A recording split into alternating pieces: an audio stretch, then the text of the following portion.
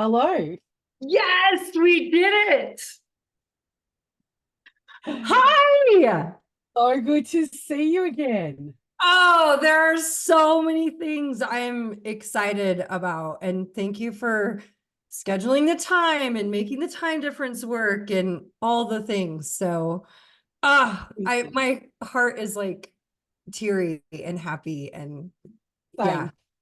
Yeah. So I'm here today for those of you who are listening with I'm a dear friend from the past, Miss Chelle Taylor. So I feel so honored and blessed to have this time with you because I know you are a busy woman. A little bit. Yeah. So, okay. I'm going to tell the audience a little bit about how we know each other. And then I'm going to let Yep. you introduce yourself and all the ways that you do. And then we're going to chat about what we do. So I don't even know how long it's been. We met each other probably 2014 to 2015.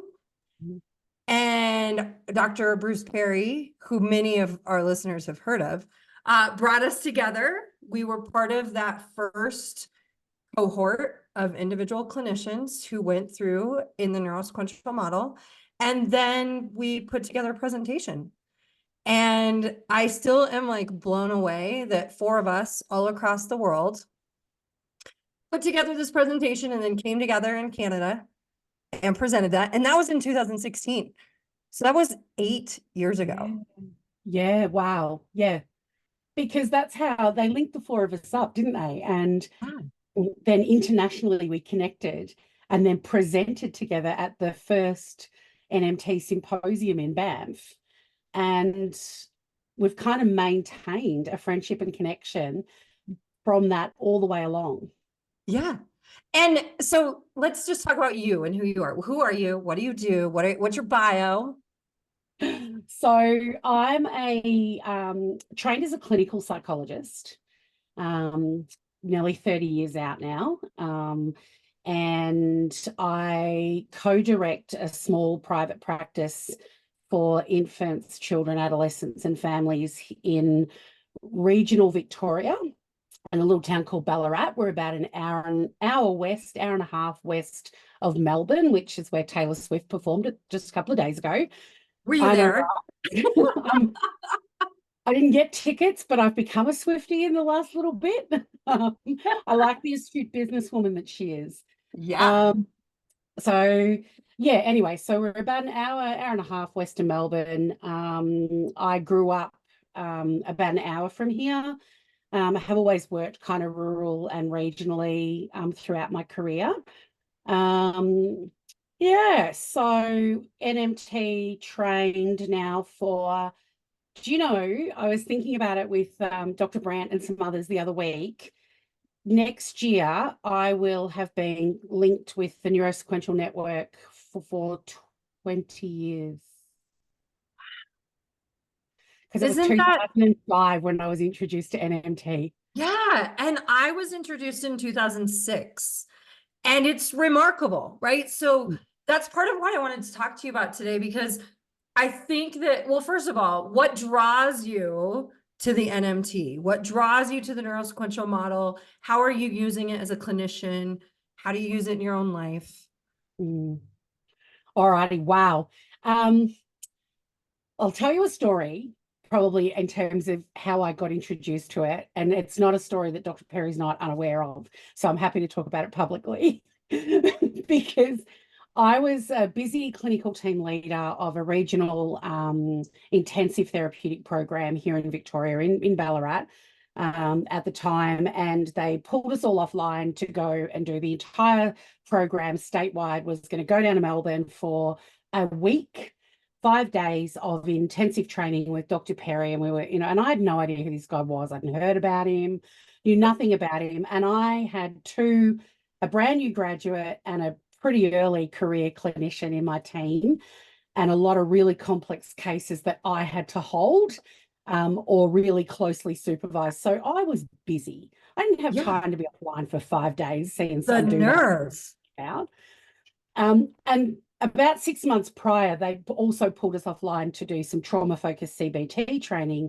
And the work that I was doing in that program was so at the cutting edge and the raw face of trauma, that trauma-focused CBT was something that we would do down the line. It wasn't something we could do in that moment. So when I went down to that training, I was like, oh, this is, what are we going to do with this? And so the idea of then having to go and see Bruce was a bit the same. I was like, nah, not interested. So I threw an adult tantrum. And I was like, well, if that's what you want me to do, I'm going to take all my case notes and I'm just going to bring my case notes up to date while I'm, listening to this dude. Get some work Anyway, done. Multitask. And then the adult tantrum got even worse, Stacy, because I was like, actually, no, if you're going to pull me offline, I'm going to do nothing. I'm going to knit. I'm going to knit for the week. I'm not even going to listen. I'm just going to sit there and knit because that's one of my favorite pastimes. And got down there with my knitting, sat in the big auditorium. Dr. Perry comes out. And as Dr. Perry does, he started talking and I didn't knit a stitch for 5 days. Yeah. Although if you had been knitting, it would have been pattern repetitive activity. We know that, right? Correct. Absolutely. We know that now. But from the moment he opened his mouth, I can't even remember the words, but I felt like the jigsaw puzzle piece that had been missing to theoretically explain what I had been doing all my career that came straight from my gut and felt right. Yeah. All of a sudden I had a theoretical framework I could put around it. I love that. And so it was like a missing jigsaw piece. And then as I've gone along with the Neurosequential Network and my work alongside them with them, and as a mentor for them, what I've discovered is that it's introduced me to so many other ways of working and ways of being and different types of work. So, like I've done the NAPA Infant Parent Mental Health Fellowship as a result, the Neurosequential Model of Reflective Supervision. I did NME, obviously, when we first came out. I helped Steve with that originally. And then I'm in the process of finishing up the Reflective Supervision Academy with NAPA, and I've just started as a Reflective Supervision Academy mentor. So it's absolutely completely, would I say changed? It's both changed but also consolidated the way that I kind of worked, and it really it's provided a really sound base on which to kind of grow from. That's the professional part, the contribution that it gives to the work with families. Like relationships were always important. I remember when I graduated, I moved to Western Australia, which is about 3,000 kilometers away from where I live, or where I grew up. And my parents were, they struggled. They worked really hard to put me through university, and I was doing my master's degree over there. And I came home one holidays and I said to my dad, who was, working infinite hours to pay for my education. And I said to him, I've had all these skills. Mum and you taught me all the skills that I needed to be able to be a really good therapist. Like Mum collects relationships, and that's what this is about. And she's taught me how to form relationships, make relationships, maintain relationships, care for people, be kind, be compassionate. What I'm learning at university is really just the icing on the cake. And he's like, well, what are we spending all this money for? To get those letters behind your name. Absolutely, right? And so for me, relationships had always been important. But again, NMT and the neurobiology, the way that Bruce kind of pulls all that together just really brings home how and why relationships are so important. And so as a practitioner, you then lean into pushing the boundaries a little bit around evidence-based treatments and prioritizing relationships and being able to stand firm and have a voice back in the system around, actually, no, this is what this kid needs right now. And forcing a treatment on them will actually mean they'll either, one, never come back to therapy, they'll leave and never come back, or two, we're just not going to get the benefits that we want to see, and that we need to take the time to build the connection, build the relationship, all of that kind of stuff. So relationships have been a really big component of it too. And then the international collegial networks that I've made, like I've got friendships all around the world because of NMT. Yeah. Well, I was just going to say that one of the relationships I most value is the one I've had with you, because even though we don't get to speak, don't speak, we're on Facebook, we see each other on social. We know that there's another soul in the world that is doing this work. And I know really early on, that was super important to me as a private practitioner. Like, how does this model work 1 hour a week with our clients, and how do we build it into their homes and their families? How do we build it into school systems? How do we build it so that we're the facilitator of it, we're not the deliverer of it? And Yeah. to me, it's been remarkable to see how much it's grown, how many people are on board, right? And so in some areas of my life, I'm like, yes, I'm with some seasoned pioneers and veterans. We've been doing this 20 years. 20 years, you're saying, next year, right? I remember I was pregnant with my daughter, 2006. I was absorbing everything I could. And I'm like, oh my gosh, this is life changing. And then I find that now, all these years later, there's such a massive amount of people that still don't know and understand everything we're doing, right? And I remember one of the most important conversations I had with you in Canada was about health insurance and billing and diagnosing and all of those pieces that in America we're up against that look a little different in Australia. And I want you to just speak a little bit to that. What does mental health practice look like where you're at? Okay, yeah. So in Australia, so first and foremost, we have a Medicare system, a healthcare system. So as taxpayers, we pay a Medicare levy as part of our tax on our taxable income. And then that goes into a federal budget that affords all Australians Medicare rebates on all of their healthcare. So if I go to the doctor and I'm paying for my just general consult, I will get a proportion of that money back from the government, so that I maintain my health, because then obviously the long-term costs to the government are less. Sure. And so every Australian who is a citizen has a Medicare card and has access to that. So from a mental health perspective, as a private practitioner, mental health social workers and who have done the required training, and psychologists, all Australians can get access to 10 Medicare rebated mental health sessions per year, per calendar year. So it's not enough. It's nowhere near enough. 10 a year isn't going to cut the mustard with the frequency we know that people need to be seen. Throughout the pandemic, for two and a bit years during the pandemic, they increased that to 20 sessions per year because of the mental health crisis during the pandemic. There wasn't a lot of, without wanting to sound critical of our government, there wasn't a lot of forethought given to the post-pandemic mental health crisis that we're now in.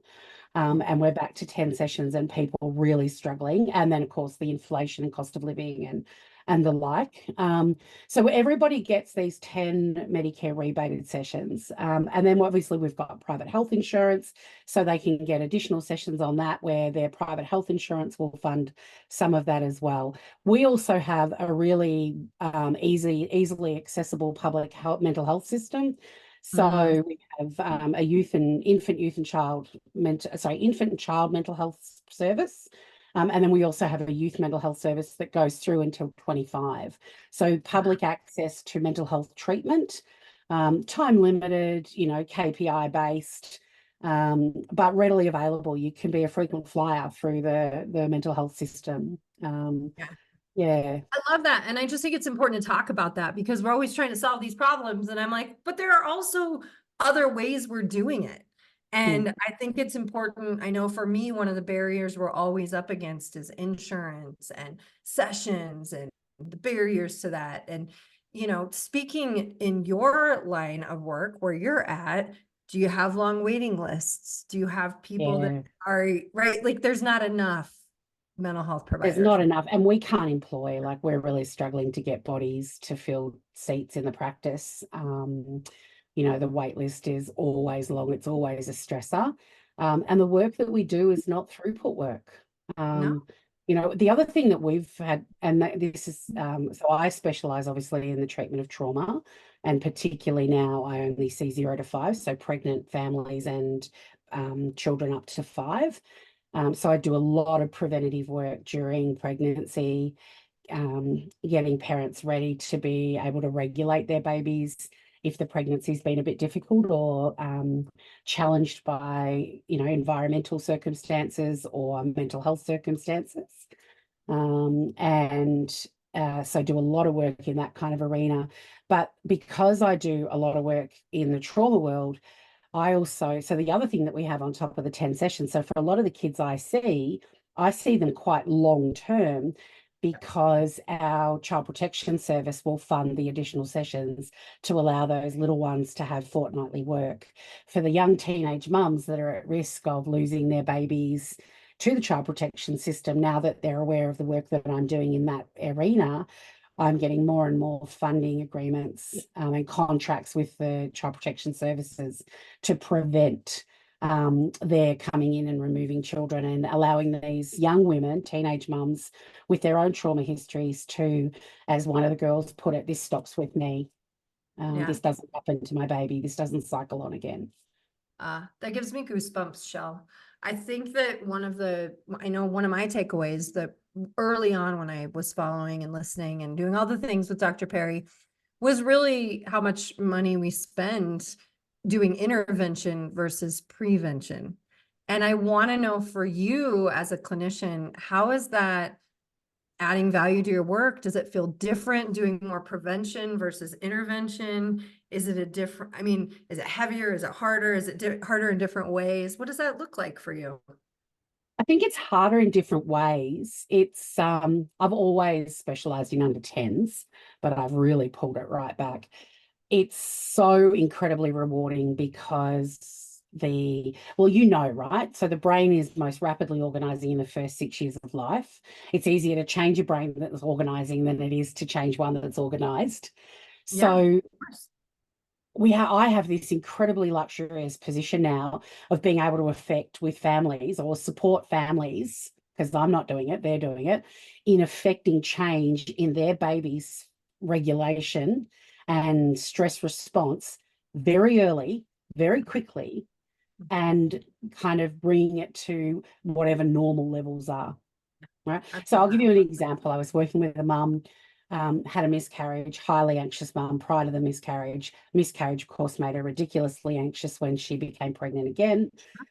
So we just spent the whole pregnancy going, well, it doesn't matter. We know your baby's going to come out pretty wired, like it's going to be pretty active. She's not going to feed well. She's going to have trouble sleeping. We know that we're going to have all of these difficulties. So let's stop stressing about that. Let's just concentrate on getting her here, getting her earthside, and then we'll do what we need to do to regulate that in the first couple of months. And that's what she did. And a little over September last year, the baby turned 1. And a week later, I was on a home visit, and that 1-year-old child was stacking 2x2 blocks on top of themselves, taller than she was. Not only is she regulated, she's developmentally advanced. Now, I'm not saying all kids would become developmentally advanced because of early intervention, but what I'm saying is if we can get in early enough, we prevent that pointy end intervention later on when kids are older and much harder to change. And this is what Dr. Perry's been saying for years. Yeah. Yeah. And your work with Dr. Brandt has reinforced all of that. Will you talk a little bit about that and what that looks like? Yeah. So it took me a little while. I wasn't able to have my own children, so I had to do a whole heap of my own work around infertility and my fertility journey. And I always knew I wanted to work with mums and dads and babies, but I also knew that I couldn't do that until I'd done my stuff. And in 2014, so 2013, I secured a grant, a fellowship, it's called over here, to come over to the States for 9 weeks and have a look at NMT informed interventions. So I was still working at the organization that I worked at the time. And we were kind of looking at, well, yes, Dr. Perry talks about all these somatosensory based interventions, but he doesn't say what they are. Because as we know, NMT doesn't endorse any specific intervention, and rightly so. but recommends a wide range of activities, or suggests the exploration of a wide range of activities. And so I came over to the States for 9 weeks and traveled all around, visited a whole heap of the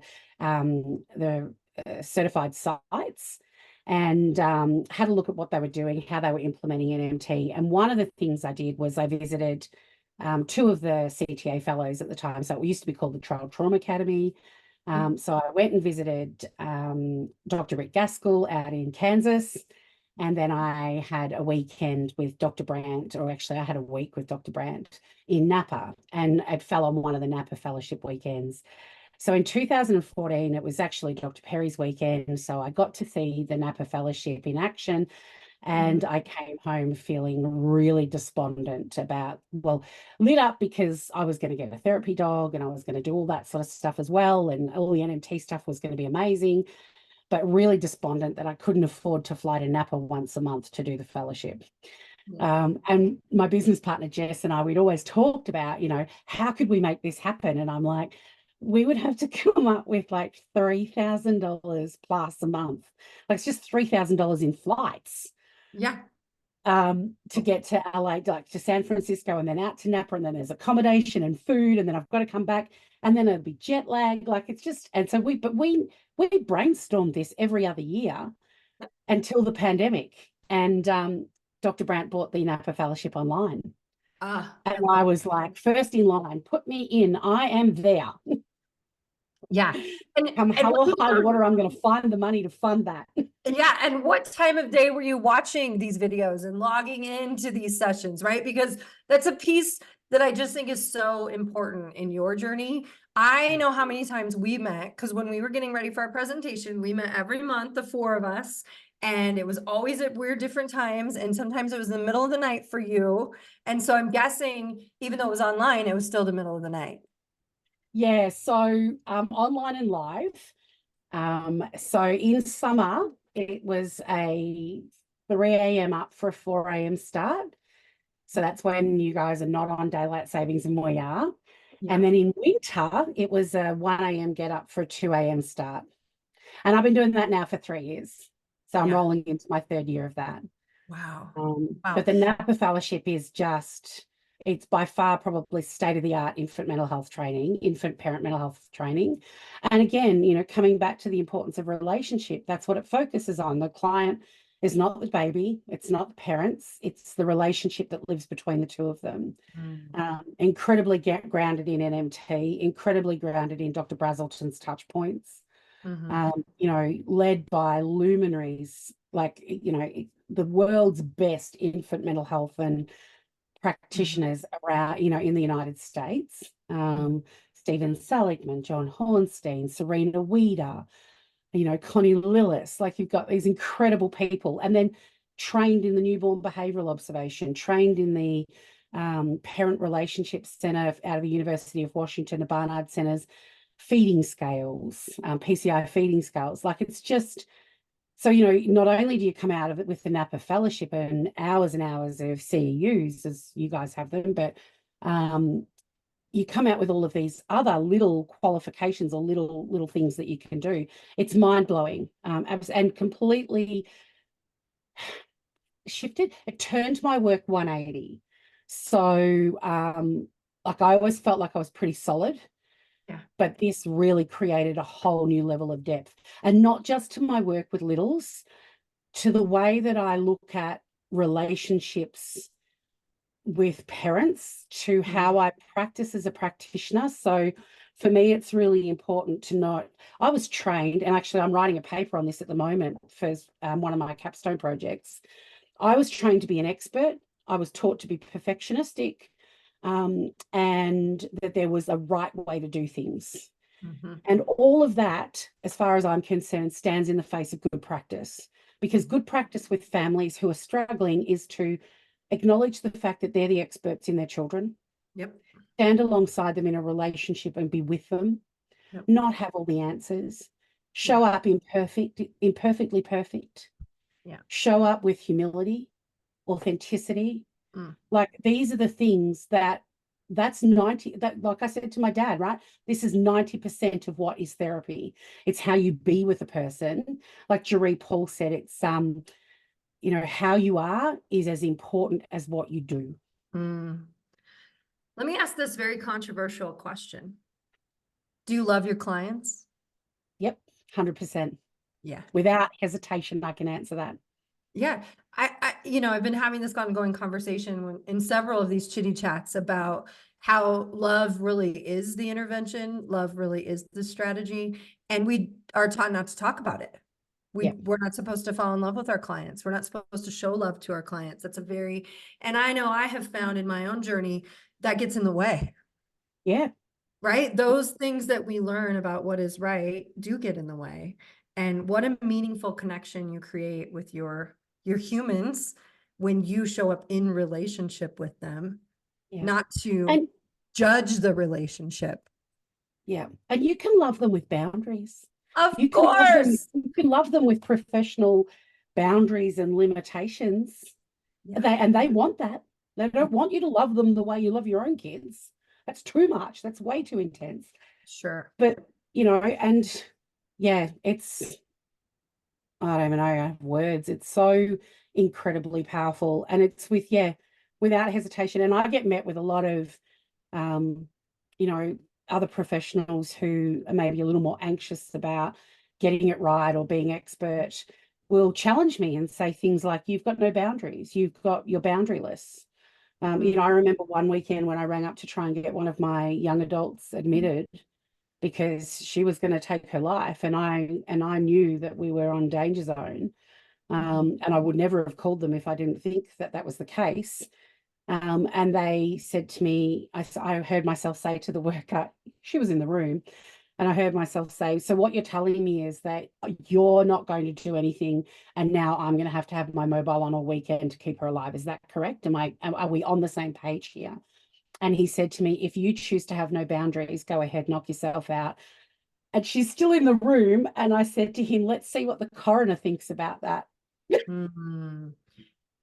It's so true. You and I have been, I have this, I do a lot of support with the military, and I'm sort of on call, and people are like, how do you feel like that? I'm like, I've been in private practice for almost 20 years. We're on call all the time. Yeah. And we're on call because they may not get admitted. Right? Yeah. Someone may not see it the same. And we know our people. Yeah. We know And the I don't do thresholds. that for every client. Not every client has my mobile number, and not, and I have a separate phone for work. Sure. And this client, in fact, the two that do it, we contract when I'm going to have it on. Yeah. And very rarely do they use it, because just knowing that it's on and that they can get me is enough to get them through. Regulated. Love that. Yeah. All right. My last question for you. I could talk to you for days, as you know, but here's my last question. You brought up something that I think is so important that I don't want to gloss over. And you talked about doing your own work. And one of the things that has kind of come up in all these chitty chats are professionals who were kind of just peeling back the curtain to say, we are human in here too.